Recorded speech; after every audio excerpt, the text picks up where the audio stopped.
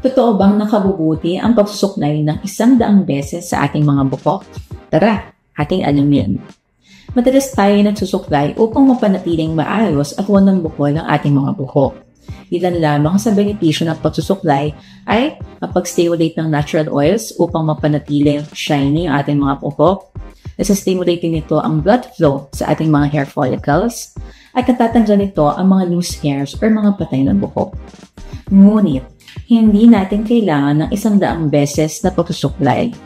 Ang sunod-sunod at diin na pagsusuklay ay maaaring magdulot ng pagka-break or damage sa ating mga hair strands. Kaya naman, as your dermatologist, we advise brushing only twice a day, isa sa umaga at isa sa gabi.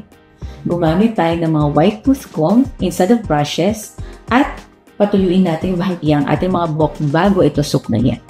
So yan lang, hinay-hinay lang tayo sa pagsusuklay.